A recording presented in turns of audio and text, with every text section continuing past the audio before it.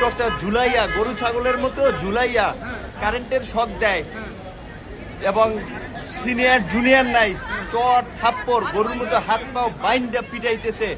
বারবার রিমান্ডে নিলে আরো টর্চার করবে। আপনারা আইনগতভাবে বলেন, রিমান্ডে নিলে যে রিমান্ডের যে নির্দেশনা, যে একজন ম্যাজিস্ট্রেট রিমান্ডে একজন ম্যাজিস্ট্রেট যে উপস্থিত থাকা অবস্থায় যে কথা বলবে সেইভাবে ব্যবস্থা করতে, টর্চার করে সবাইকে ব্যাপক মাত্রায়, যেন রাজনীতি না করে। অনেকের কাছে মুসলেকা চায়, মুসলেকা যে বাইরে যেন রাজনীতি না করে। আর আমাকে বিশেষ করে, আমি কেন নির্বাচনে গেলাম না, 12 কোটি টাকা আমার অফার দিয়েছে, স্বরাষ্ট্রমন্ত্রী বাসায় নিয়ে গেছে, তারপর আমি কেন নির্বাচনে গেলাম না, শেখ হাসিনাকে নিয়ে গালিগালাজ করি, বক্তব্য দেই সরকারকে নিয়ে। এই কারণে আমাকে যারা ছাত্রলীগপন্থী অফিসার, তারা ইচ্ছা মতো ফুটবলের মতো, আমি একটা ফুটবল ডিবি কার্যালয়, আমি একটা ফুটবল ছিলাম, এইটুকু আপনাদেরকে বলি।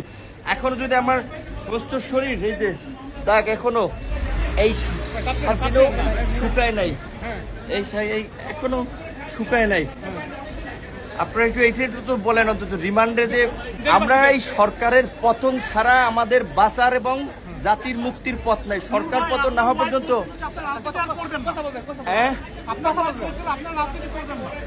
আমাকে তো বাঁচতে দিবেন, আমাকে বলছে পঙ্গু করে দিবে ইলিয়াস আলীর মতো। যদি আমি ওদের